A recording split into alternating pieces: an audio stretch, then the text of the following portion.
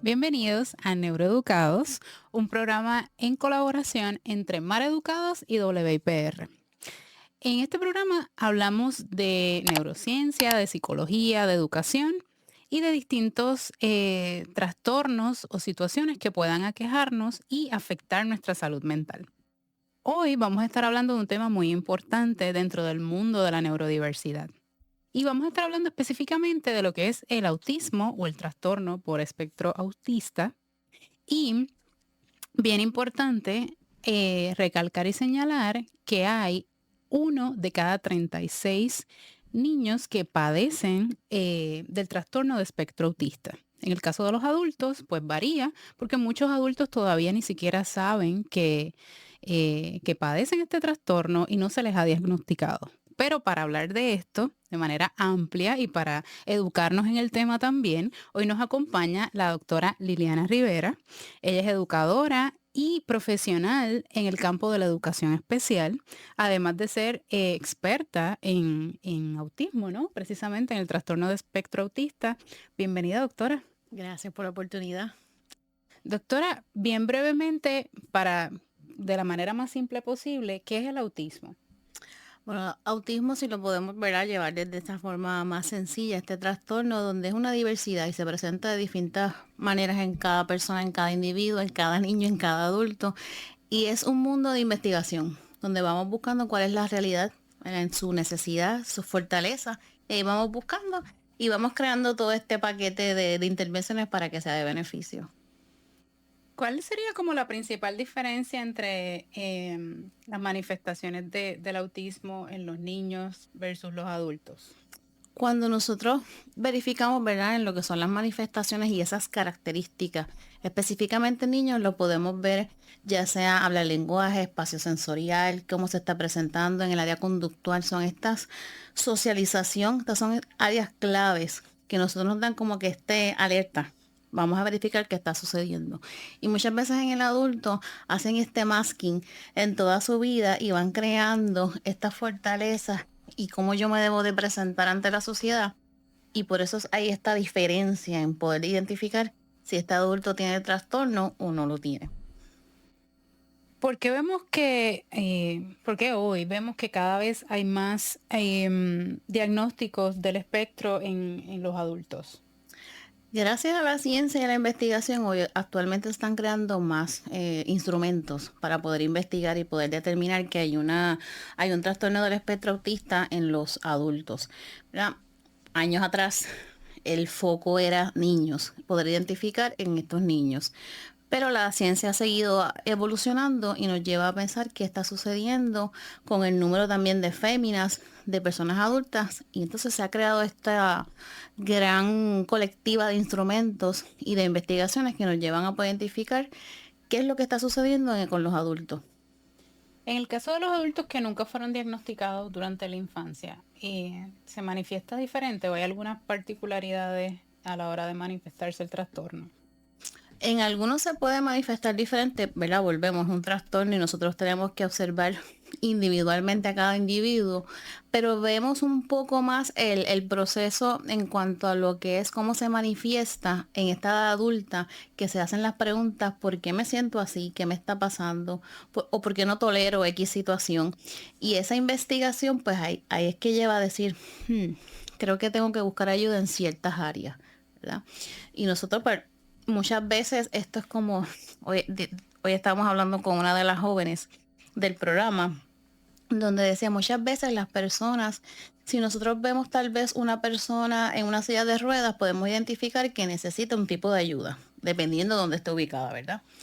Pero si ves a una persona con el trastorno del espectro autista, no hay una característica física que nos diga, necesito una ayuda, qué es lo que vamos a utilizar, qué es lo que vamos a hacer. Y ahí van creando también sus herramientas para poder estar en la sociedad. Sí, también más desde la experiencia, ¿no? Podemos observar que, como bien mencionaras previamente, los síntomas también se manifiestan quizás un poco diferentes dependiendo de la persona y dependiendo si son niños, si son Ujú. adultos. Hay algunos que son como más severos, algunos síntomas son más severos que otros. Correcto. Em, cuando hablamos, ¿verdad?, de esa parte del crecimiento, del desarrollo, de poder, en el caso, por ejemplo, de los niños, poder desarrollarse adecuadamente, poder también cumplir con la parte académica. Los tratamientos se hacen dependiendo del nivel de severidad de los síntomas. Correcto. Aquí la clave es la intervención temprana.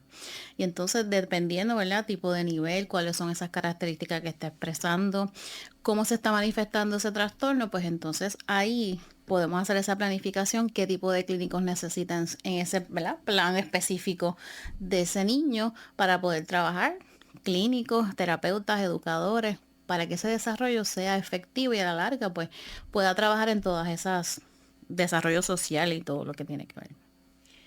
Cuando hablamos, por ejemplo, de la parte más neurocientífica, en términos del cerebro, ¿cuáles son como las diferencias principales de que se presentan en un cerebro, tanto niños como adultos que padecen el trastorno versus las personas que no padecen el trastorno? Pues en las investigaciones últimamente se habla mucho de este espacio sensorial, cómo se presenta en las neuroimágenes, el espacio sensorial, perdón.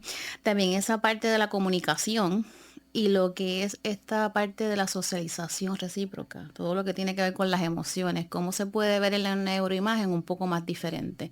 Pero de igual forma tendríamos que ver varios cerebros para poder identificar esa diferencia específica de lo que está sucediendo y cómo se presenta. Pero específicamente en las investigaciones hablan de estas tres áreas. La comunicación, la socialización Y todo lo que tiene que ver con los sentimientos, y el mundo expresar. emocional. Ujú. Esas son las tres grandes áreas Sí, que... que es que puede, en lo que es neuroimagen, se puede identificar alguna diferencia. En relación a lo que tiene que ver con ese proceso de adaptación, con las exigencias sociales, y también habías mencionado lo del masking, Ujú. que no es otra cosa, ¿verdad?, que enmascarar, ¿no? Exacto. Lo que sucede, explicándolo de manera bastante simple. ¿Cómo influyen precisamente los años de adaptación, el masking, las exigencias sociales en relación como al tema de la salud mental en las personas que padecen el trastorno? Se Ahí es bien importante cuando nosotros trabajamos este masking, también va a depender de las oportunidades que se le ofrecen a la persona. Esas experiencias de vida, por decirlo así. Esto nos va a ayudar mucho a poder trabajar, identificar y como bien mencionó, ese masking, nosotros como decir, esta obra de teatro subió el telón y aquí tengo que presentarme de acuerdo a donde yo esté ubicado. Si estoy en un restaurante, si estoy en una charla, si estoy en una entrevista, qué es lo que tengo que hacer o qué es lo que espera la otra persona de mí. Y esto pues a la larga, tanto trabajo emocional que tiene que hacer la persona y tanto, ¿verdad?, como dice uno, yo prepararme para esta situación puede traer ansiedad, puede traer problemas en lo que es la comunicación, puede traer mucho, se ve mucho en los estudios que habla de la ansiedad sobre esto. Y ese desgaste emocional al Eso iba a terminar. decir, por ejemplo, tú lo explicas y yo siento como, o sea, puedo imaginar ese cansancio Ujú. de estar todo el tiempo como en esa puesta en escena y ensayando y como hiperalerta también, Ujú. porque es también como una situación de control, ¿no? Sí. Y de un trabajo excesivo y Ujú. adicional a lo que debiera ser las interacciones regulares, ¿no? Sí, esperar ese cue también. Ok, me hizo esta pregunta, es momento de responder. ¿Qué tengo que responder? ¿Qué está esperando que yo responda? Entonces, a la larga de un día que, como estábamos mencionando, que a lo mejor de 24 horas, pero se siente de 40, porque he tenido que estar en este proceso de enfocarme, detenerme, respirar, ok, ¿en dónde estoy? Estoy en el médico, ¿qué preguntas me va a hacer? ¿Qué es lo que yo debo de contestar? Todo ese andamiaje a la larga crea ansiedad, puede crear este desgaste físico y emocional, ¿verdad? Porque nuestro cuerpo va a responder a esta ansiedad, ya sea con dolores de cabeza, algo, en algún momento va a expresarse y a decirnos por algún dolorcito, detente, porque tienes que bregar con la situación. Sí, el trabajo adicional que está haciendo el cerebro tratando de producir todo esto, Ujú. que es donde se ven las manifestaciones en el cuerpo. También empezamos a somatizar Ujú. ese cansancio, lo que mencionaste también de la ansiedad. Y a veces muchas personas no sé, quizás como que no se imaginan que quizás enfermedades físicas son producto de la somatización, Claro. del sobreesfuerzo que está haciendo el cerebro por tratar de resolver, por decirlo de alguna manera, cuando tiene algún tipo de trastorno, en este caso, el trastorno por espectro autista. No, y que el cerebro está, si está cómodo, ¿por qué me vas a sacar de esta comodidad? Yo quiero estar cómodo, tranquilo, relajado, y entonces me estás obligando a hacer este tipo de acciones y es bastante cansón porque tienes que sacar el libreto y identificar hacia dónde voy. Ok, debo hacer estas exigencias que se me está solicitando para poder, ¿verdad? Estar en cierto grupo. En el caso de los diagnósticos, cuando ocurre un diagnóstico tardío, tiene mayores como repercusiones en la salud mental, teniendo en cuenta que no se trabajó esto específicamente con los adultos, Ujú. ¿no? Y retomando lo que mencionas de todo ese trabajo, todo ese proceso del masking, de tratar de como crear como esta puesta en escena. Ujú. En el caso de las personas que no saben que tienen la condición, ¿cómo afecta la salud mental partiendo de la premisa que les falta información? O sea, hay un montón de trabajo, mucho desgaste y no sé lo que me está pasando. Eh, Esa palabra es clave, ese desgaste. Muchas veces llegan a diferentes, ¿verdad? Ayudas y muchas veces tenemos diagnósticos errados como trastorno bipolar, depresión, ansiedad severa y cuando se hace un poco más esa indagación de qué es lo que está pasando, pues encontramos que hay un trastorno del espectro autista que puede venir, ¿verdad? Con algo más, pero esto lo que lleva también es un cansancio y muchas veces cuando hablamos con las personas que se enteraron a los 25, a los 32, a los 34 del trastorno, muchos me han dicho esto es un respiro, es conocerme nuevamente, es poder decir esta soy yo o este soy yo y esto es lo que está pasando conmigo. Así que es bien complicado cuando uno escucha eso, que la persona te diga es que yo no me conozco. Cuando explican lo que viene un trastorno bipolar, por ejemplo, pero es que aquí faltan piezas que a mí no me cuadran y siguen indagando y siguen buscando. Y la mayoría de estos adultos han sido porque ellos mismos han decidido buscar la ayuda, como que algo no me está, algo yo estoy Algo no sintiendo, cuadra, algo no algo cuadra, no yo cuadra. necesito buscar la ayuda. Y es un respiro para ellos tener ese diagnóstico, aunque sea tardío, porque entonces les dan la respuesta a tantas preguntas que han tenido en el proceso de su desarrollo, en el proceso de su vida social, de sus relaciones todo tiene una respuesta. Aquí hemos hablado en otros programas sobre la importancia de buscar ayuda, en los temas relacionados a la salud mental, como ir a terapia o ir a algún tipo de evaluación. Ujú. Deberíamos poderlo incorporar en nuestra rutina, según vamos al cardiólogo o al Correcto. generalista. O sea, no hay que esperar necesariamente a sentir que se nos está acabando el mundo Ujú. o se nos está cayendo la casa encima, no podemos más. Llegar a como un nivel de desesperación porque me está pasando algo, pero no sé qué es lo que me está pasando. Exacto. Entonces, quizás como exhortar también a las personas desde la prevención, Ujú. desde no hay que llegar a un punto de crisis para entonces tratar de remediar algo que se pudo haber prevenido. Correcto. Es poder identificar esas señales que entendemos que no es algo típico que nos pueda estar pasando en nuestro cuerpo, en nuestro día a día, en nuestro sentir y poder entonces ir buscando esa ayuda. ¿Qué es lo que yo puedo entender? Es necesario para el bienestar emocional, porque si no estamos bien emocionalmente, es bien difícil poder seguir con nuestro día a día. Así que es clave buscar esa ayuda. Yo creo que es importante, como mencionaste un poco de esto, pero puntualizar que si existe una relación entre el autismo, la ansiedad, la depresión, el burnout, todos por separado o de manera individual, si están relacionados, si alguno es consecuencia del otro, si alguno puede llevar al otro, o una persona adulta que padece de autismo, eh, es propensa a padecer algún otro tipo de trastorno como la ansiedad, como la depresión o el burnout, que aunque no está considerado un trastorno como tal, Ujú. pues sí es una situación que está afectando a los adultos. Sí, totalmente. Totalmente viene acompañado, pero se presenta en diferente en cada persona, así que podemos ver un autismo con una ansiedad, podemos ver un autismo con un estrés crónico, dependiendo, ¿verdad? Volvemos a ese tipo de intervención que ha tenido la persona, qué preparación tiene ante el conocimiento de su diagnóstico, y entonces lo podemos ver de forma diferente. Se ve mucho más esta asociación en adultos, pero también lo hemos visto en niños con estrés, con ansiedad, que lo vemos en la forma conductual.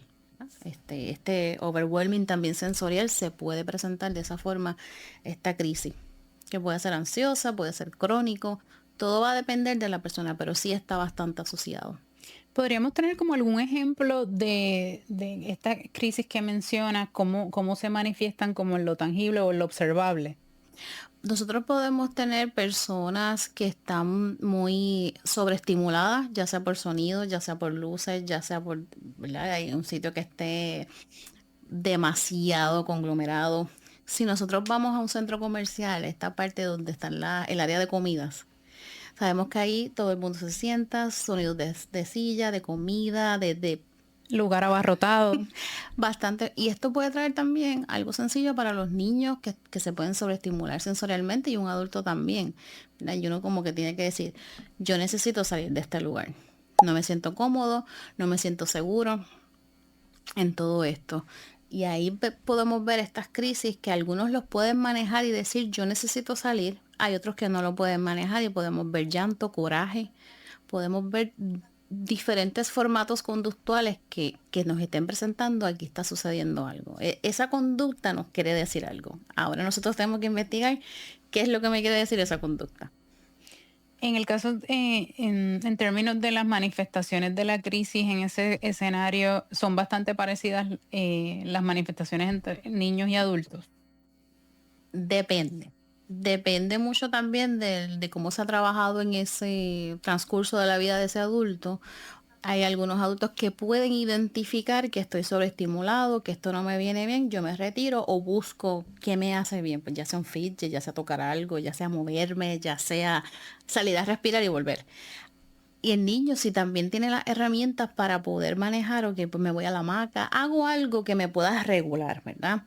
Pero si no tenemos las herramientas, pues nosotros podemos verlo en conductas que no son las que se esperan en un lugar específico, o en rabietas, o en berrinches, como las personas le quieran llamar, y de ahí, pues entonces todo va a ser por medio de observación. ¿Qué herramientas yo le doy al niño o al adulto para que pueda manejar eso?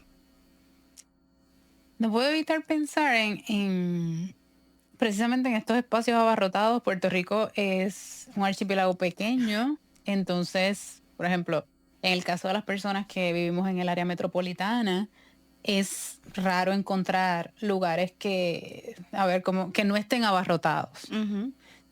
Por lo general, los lugares sociales suelen estar bastante llenos. Ujú. Entonces, pensando un poco, ¿verdad? Tanto en los niños como en los adultos y la dificultad para manejar esto.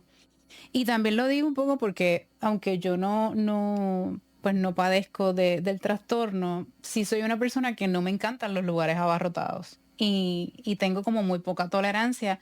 Eso yo lo entiendo, lo sé, Ujú. y pues no me expongo necesariamente. Y en caso de estar en una situación así, sé cómo manejarlo. Correcto. Pero volvemos, es como mencionaste, hay como un proceso de educación en el camino. Ujú. Uno aprende a autorregularse y no hay necesidad de entrar en crisis porque ya tenemos las herramientas para poderlo manejar. Sí. Pero en el caso, otra vez, del contexto puertorriqueño, pensando también en los padres que a lo mejor desconocen esto, no tienen mucha paciencia o, no sé, tuvieron una semana complicada, llegó el fin de semana, estamos tratando de hacer algo en familia Ujú. y un poco como esa exhortación a los padres de la importancia de educarse y de adquirir las herramientas para poder ayudar a los hijos. Y que totalmente hay que estar claro que no es un proceso fácil, porque también es una parte de no solamente ayudar a mi hijo y educarme en el proceso, ¿verdad? Que yo también tengo que dejar de hacer que tal vez me gusta a mí, pero para beneficios de él. Nos quedamos hablando, ¿verdad? Un poco del contexto puertorriqueño, de lo complicado que a veces quizás puede ser para los Ujú. padres, de cómo pues el asunto no se resuelve como quizás muchos padres pudieran resolverlo, te compré un mantecado y ya se acabó el problema. Ujú. porque no es así, es mucho más complicado y requiere, ¿verdad?, de un proceso. Sí, y de ese proceso también va la validación de por qué te sientes así. El saber, el conocer, el poder identificar qué es lo que está pasando contigo. De hecho, hoy estaba hablando con una de las jóvenes dentro del trastorno autista con 33 años, donde ella me estaba explicando que para ella ha sido un reto el poder mirar fijamente a las personas a los ojos, que lo ha tenido que trabajar desde niña y que cuando se queda mucho tiempo mirando a las personas fijas a los ojos, ella siente que en un momento tiene que mirar hacia otro lado porque es como si la estuvieran picando unas hormiguitas. Lo ha trabajado y lo ha mencionado que esto es desde niña, con el esfuerzo, ¿verdad?, de sus padres y demás. Y siempre, es decir a los papás, esto no es como vamos a una ruta a Disney, ¿verdad? Pero hay que trabajar poco a poco, poder conocernos también hasta dónde llego yo, qué conocimiento tengo, qué ayuda yo necesito como papá, si yo también necesito buscar ayuda para mi área emocional. Es muy importante todo ese tipo de intervención para que a la larga ese niño, ese joven, ese adulto tenga todas las herramientas.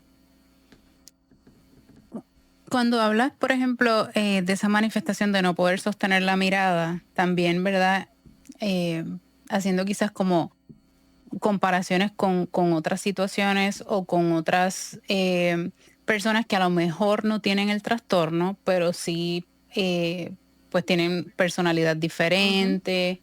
O, por ejemplo, hay personas que son muy tímidas y les cuesta sostener la mirada. Entonces, enlazándolo con lo que le habías dicho previamente, de cuán quizás específica debe ser la evaluación para entonces diagnosticar, porque tal cual puede ser muy diferente dependiendo de la persona, tanto del niño como del adulto. Totalmente. Y buscar, ¿verdad? Ya los clínicos que trabajan ese tipo de diagnóstico tienen sus diferentes herramientas que puedan ayudar también, esto de acuerdo a la edad, el niño, el joven, el adulto, y entonces poder identificar qué es lo que está sucediendo. Si este trastorno viene con algo más, se está presentando algún otro diagnóstico, ya sea en el área de salud mental, poder identificar y también poder recurrir a otros clínicos que nos puedan ayudar en ese plan completo de intervención. ¿Hay alguna diferencia en términos de los síntomas, del desarrollo del trastorno y de ciertas particularidades en relación a hombres y mujeres? Estadísticamente se presenta más en varones que en niñas. Pero entonces ahora también viene la literatura que nos dicen que las niñas pueden hacer mejor masking que el varón, que pueden estar presentando en edades tempranas un trastorno del espectro autista, pero tienen esa habilidad de hacer ese masking de ese teatro que nosotros estábamos hablando y se puede presentar más en esta área de la adolescencia, hacerse preguntas qué es lo que está sucediendo, este cambio también hormonal que conlleva otras situaciones, pero sí dependiendo también el nivel, vemos cómo se presenta, ya sea en el área de habla y lenguaje, socialización, conductual, que son características específicas que nos dan esa alerta roja o esa bandera roja a poder buscar y cómo intervenir con ellos.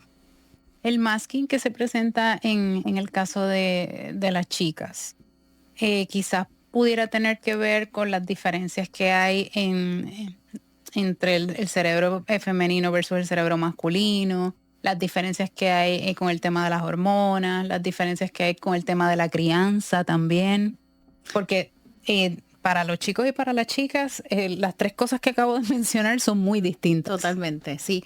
Y definitivo, en esa parte de lo que es la investigación nos habla del cerebro femenino y masculino, cómo esto se presenta y cómo se le hace más fácil a la fémina hacer este tipo de masking, de poder comprender, ok, esto es lo que necesita, pues yo lo hago. Pero claro, volvemos, depende también en la presentación de ese trastorno del espectro autista, pero sí tiene que ver con este cerebro, con lo que es la crianza del día a día y de la exposición que tenga cada uno de los individuos a esto. Así que sí está totalmente pegadito a cómo se presenta en el cerebro.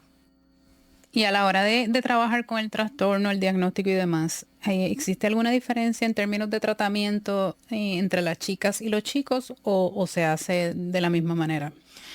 Realmente a la hora del tratamiento va a variar de cuáles son esas características y cómo se está presentando el trastorno, qué es lo que está necesitando, ¿verdad?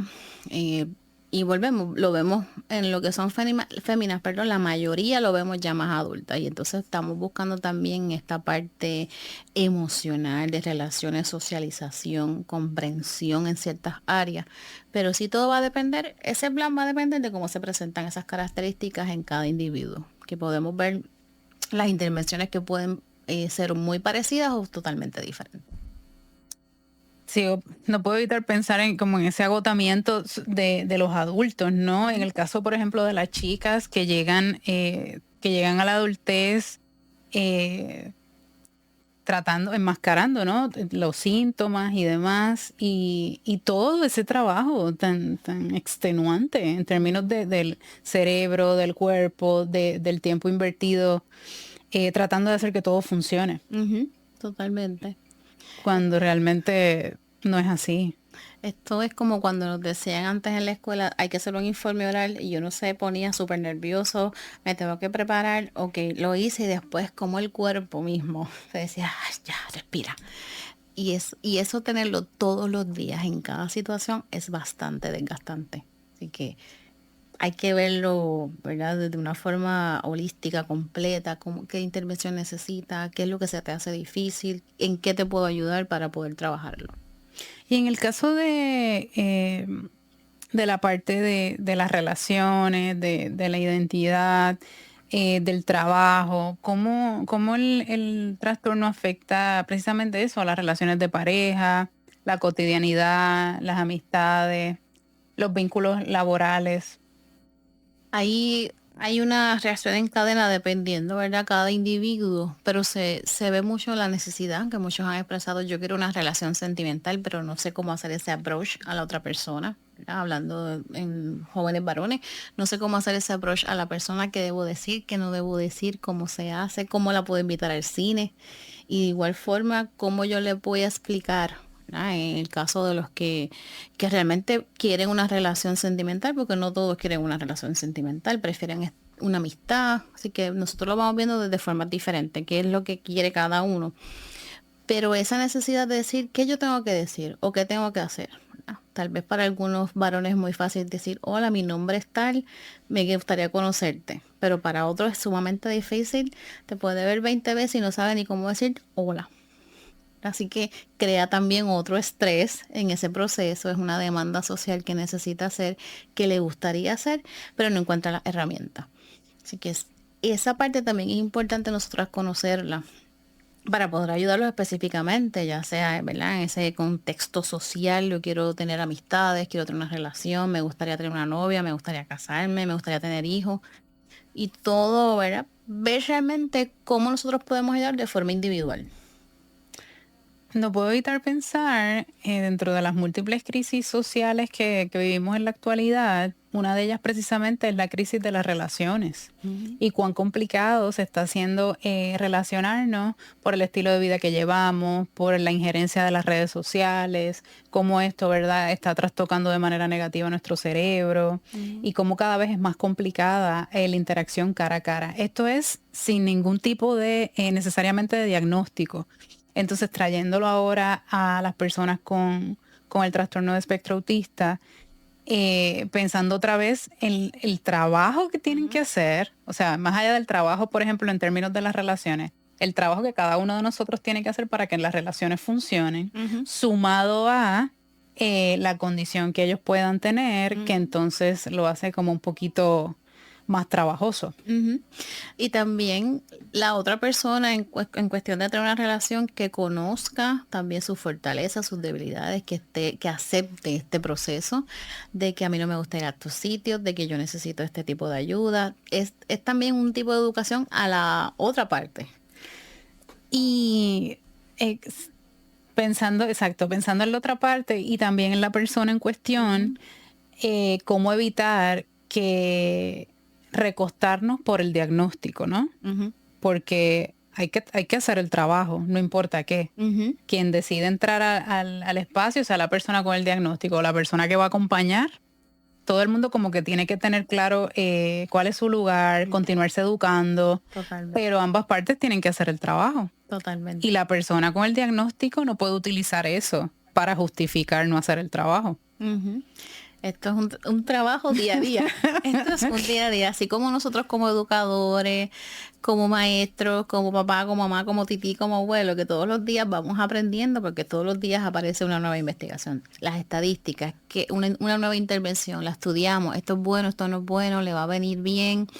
Pues esto es igual en una relación. Tenemos que sentarnos a hablar. Este es ABCD. ¿Cómo lo vamos a hacer?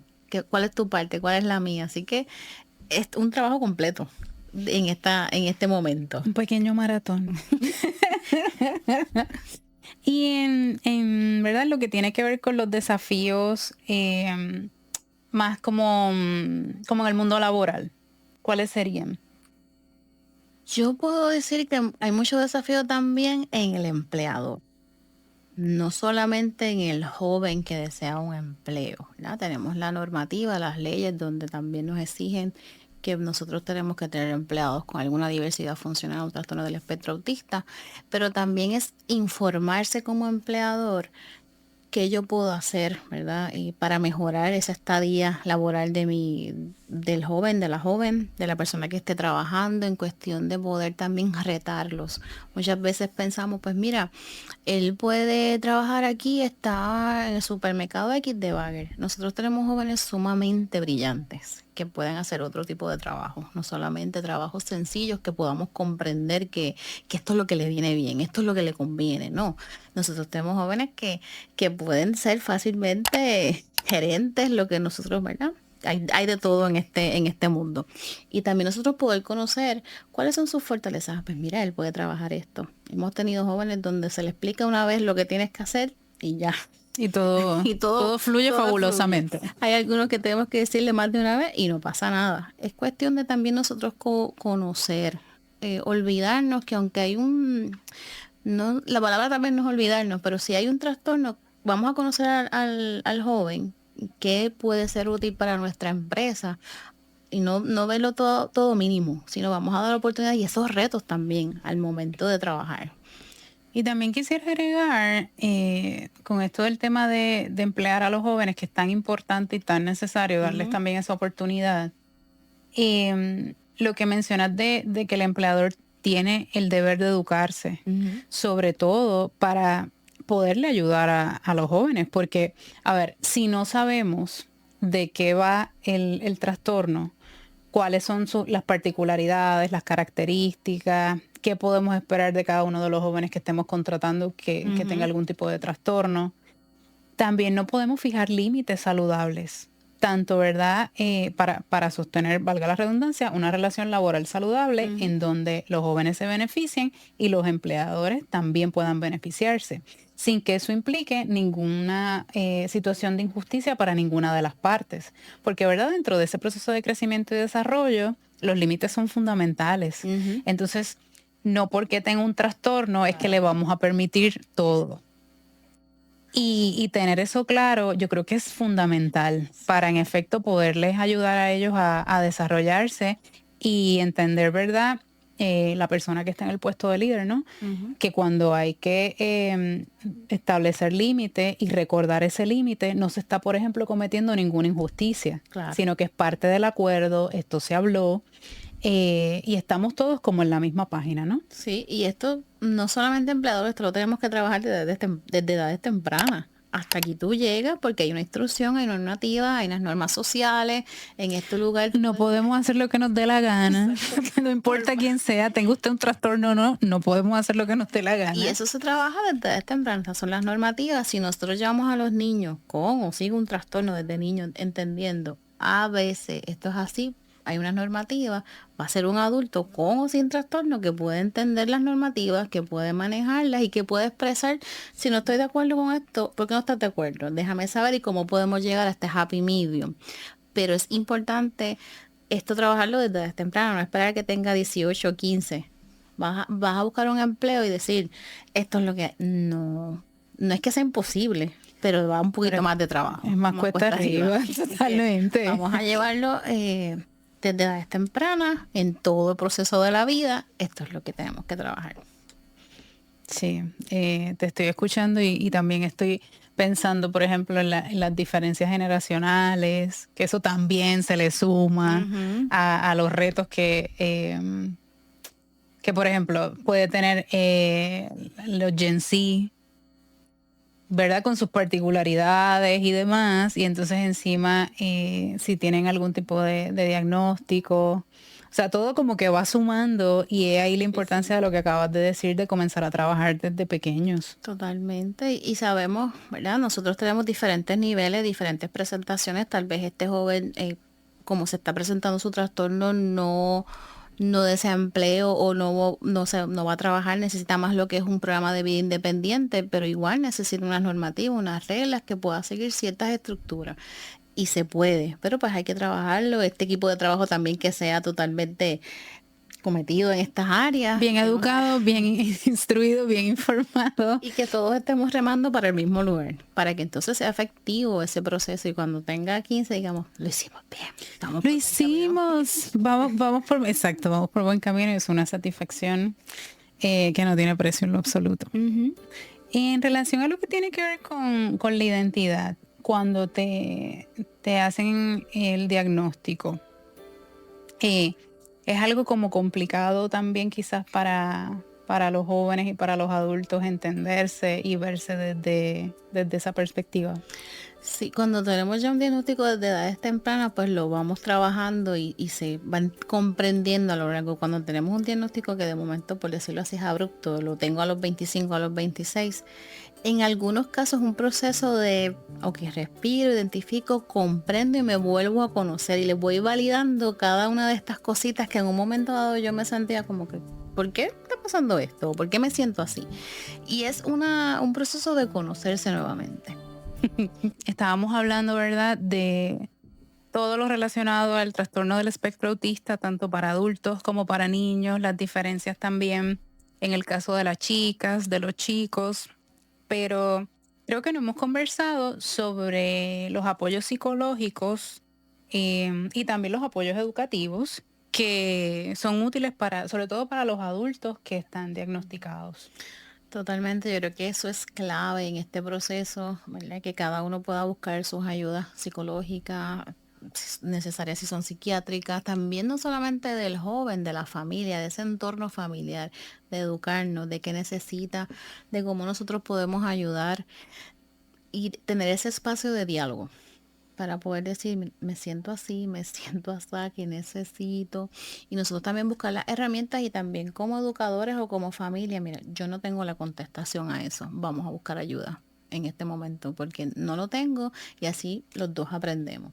Y es sumamente necesario para poder comprender, para poder ayudarlos en este proceso completo de identidad, de aceptación, de qué necesito para lograr mis objetivos individuales en este momento pico de mi vida. ¿Todavía existe como algún tabú o estigma con respecto al trastorno y al diagnóstico y a las personas que lo padecen?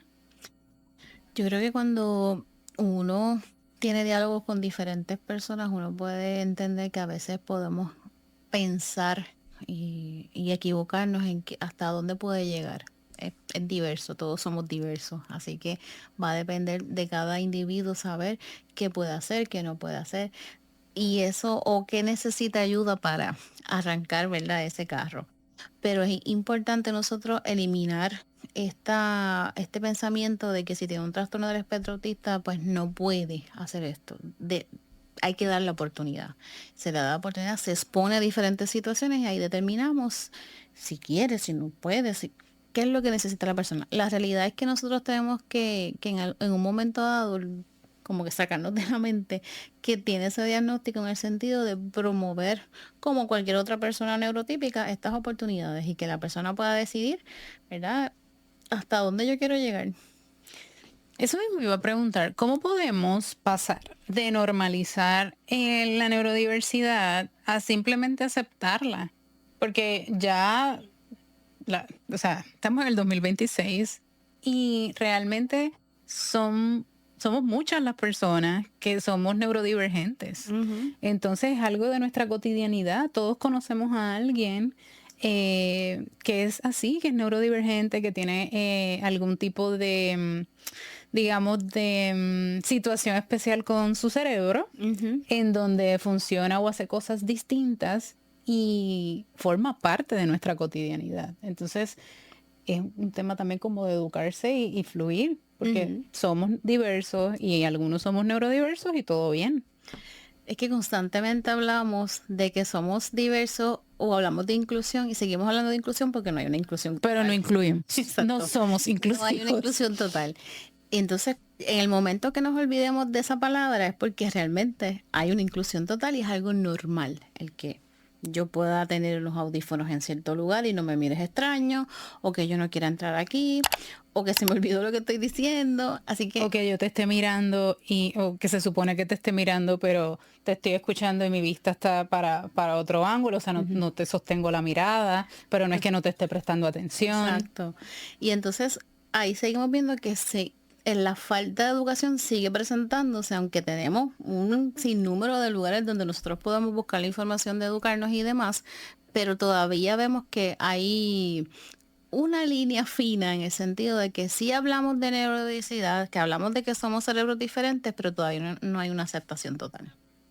Así que tenemos que seguir trabajando con trabajo. Este tema. Totalmente. Hay mucho trabajo.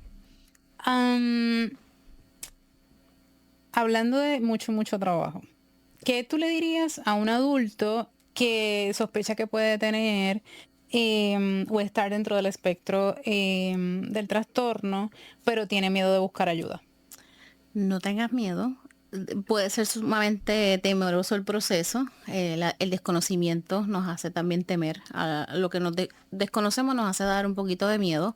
Así, esto es como cuando uno dice, nunca he viajado y me voy a montar en un avión. Y pues, no te puedes poner a ver una película de cosas raras. Ni las noticias de lo que ha pasado recientemente. Así que busca la ayuda, busca también algún amigo, alguna persona cercana y ¿verdad? Habla sobre tu preocupación y busquemos ayuda. Y si no, pues contáctate con estas personas espectaculares que hay en el día a día de uno y busca esa ayuda. Es importante para tu paz mental, para ese día a día y para que tengas todas las herramientas y puedas conocerte un poquito mejor. Y por tu bien y el bien de todas tus relaciones. Totalmente. Siempre es importante buscar la ayuda. ¿Qué mensaje como que le podemos dejar a la gente sobre el autismo sobre todo en la adultez, ¿no? Porque de niños, pues, usualmente los padres cuando ven cosas que no necesariamente coinciden con el crecimiento y el desarrollo o con la etapa de crecimiento y desarrollo de los niños, pues, usualmente suelen buscar ayuda, ¿no? Pero en el caso de los adultos, como que ese mensaje clave de es importante buscar ayuda y es importante tratar el trastorno. Y es importante que todos reconozcamos que el autismo no se acaba a los 18. Esto continúa, ¿verdad? Salimos de la escuela superior y necesitamos buscar herramientas en lugares específicos que puedan ayudar a nuestros jóvenes adultos a que sigan con esas herramientas de vida, para que sean adultos totalmente abiertos a la socialización, al trabajo, que sean activos en nuestra sociedad. Así que tenemos que recordar que esto no se acaba a los 18, tenemos que seguir buscando estas ayudas para cada uno de ellos, individualmente saber qué es lo que necesitan para que sea efectivo esa ayuda, no porque tenga un trastorno, que tienes un trastorno de espectro autista, esto es lo que va, ¿no? Yo tengo que conocer a cada uno de ellos y poder hacer este plan de vida para que sea realmente efectivo y justo para cada uno de ellos. Es muy importante eso que mencionas porque también pensando en el desarrollo de los talentos, ¿no? De cómo el poder trabajar el diagnóstico temprano le permite a cada uno de ellos poder desarrollar sus talentos y estar perfectamente insertados en la sociedad, haciendo lo que quieren hacer y lo que pueden hacer, y cómo el trastorno no se convierte en una situación mayor que los incapacita. Totalmente. Es cuestión de darle la oportunidad a esa experiencia y esa exposición. Doctora, hablando precisamente de dónde podemos buscar ayuda, ¿puede contarnos un poco sobre su organización? Nuestra organización es Lean Education, es una organización sin fines de lucro que se enfoca en trabajar lo que es socialización, vida independiente, todo este programa terapéutico para niños, jóvenes y adultos con el trastorno del espectro autista. Ahora específicamente estamos trabajando con el programa Autonomía y Éxito, que es para jóvenes adultos, donde trabajamos ese proceso de crear amistades, socialización, destrezas laborales, todo lo que ellos necesitan para independizarse. Para poder estar bien. Lo que necesiten, ¿verdad? Y aquí trabajamos con todos los niveles, se hace, ¿verdad? Se identifica qué realmente necesita cada cual y con eso se trabaja. ¿Cómo es el proceso para buscar información? Si yo tengo algún familiar interesado que pudiera participar de los servicios que ofrece la organización. Pues puede contactarnos, puede ser ya sea por las redes sociales o por el teléfono, 787-206-2793. Otra vez un poquito más alto. El teléfono es 787-206-2793. Y de igual en las redes sociales, Lian Education PR. Y entonces ahí tenemos toda la información, se comunican y vamos trabajando con cada joven. ¿Y esos libros que están ahí? Estos libros que están aquí son de mi creación y uno de ellos también fue creado con mi compañera Marisa Rieta. Específicamente ese que tengo con ella sobre necesidades especiales, así que es el desafío de los 6 a las 3. Este libro habla de 6 niños con 16 diagnósticos diferentes y cómo tienen que hacer una tarea en conjunto. 6 niños con 6 diagnósticos diferentes y cómo tienen que hacer una tarea en conjunto. Sí, la maestra los envió a hacer un proyecto y los 6 tienen que trabajar en Yo quiero leer el libro. Entonces, el último aquí, tengo Pacha, que habla sobre, ¿verdad? El cuidar el ambiente, Pacha la pingüina calva. Estos son para niños. ¿Para qué edades son estos? Están aproximadamente entre los 6 a 8 años. Qué bien. Y entonces pues aquí está el del juego y sus beneficios en el desarrollo del niño. Este es más específicamente para educadores y padres, de cómo el juego beneficia todas las destrezas, el desarrollo del menor y qué podemos hacer. También aquí hay actividades donde con cosas que tenemos en la casa que no tenemos que hacer ningún gasto, poder desarrollar esas áreas. Yo creo que eso es bien importante teniendo en cuenta, ¿verdad?, el asunto de la economía actualmente y como a veces los padres y también los maestros se están un poco volviendo locos porque no saben cómo, bueno, hay un tema, ¿verdad?, de la precariedad de los recursos y todas las ideas que impliquen, todas las ideas educativas que impliquen un ahorro económico, pues yo creo que tanto padres como maestros van a estar son esenciales, muy felices de poder tenerlas a la mano. Y por último, y este es un encuentro mágico, habla de 2 amigas, este es bilingüe y es una historia más para entre 5 a 6 años, 7 años empezar ese proceso de lectura. Y entonces aquí tienen una historia completa de 2 amigas. ¿Dónde podemos conseguir estos libros? Estos libros los pueden conseguir también en Link Education o en Más que Letras PR y de igual también están en Amazon disponibles. Y otra vez para repasar, en las redes sociales donde la podemos conseguir. Link Education PR. ¿En cuáles redes sociales? Estamos en Instagram y en Facebook. Bajo exactamente Link Education PR o doctora Liliana Rivera, que también me pueden conseguir ahí y les ayudo en lo que pueda. ¿Alguna otra red donde la podamos contactar? No, Facebook, Instagram, el teléfono. Más que suficiente Facebook e Instagram. Esas dos son las que tenemos, ya sea Link Education PR o doctora Liliana Rivera. Perfecto. Pues doctora, queremos agradecerle su tiempo y toda la información que compartió con nosotros. Es importante mantenernos educados en todos los temas de neurodiversidad, específicamente en el que trabajamos hoy, ¿no? El tema del trastorno del espectro autista. Son muchas las personas que lo padecen. Como dije al principio, en el caso de los niños, 1 de cada 36 niños padece del trastorno de espectro autista y es importante, es responsabilidad de los adultos ayudarlos en ese crecimiento y desarrollo adecuado. Así que nuevamente agradecerle a la doctora Liliana Rivera, exhortarlos a todos y a todas a que nos sigan en las redes sociales de Mar Educados, en Instagram, en Facebook, en LinkedIn. Nos pueden escribir a info@mareducados.org. Compartir este video, darle like, todo esto es gratuito y es importante continuar educándonos y que esto llegue a más personas. Y también a través de Facebook en Neuroeducados. Gracias.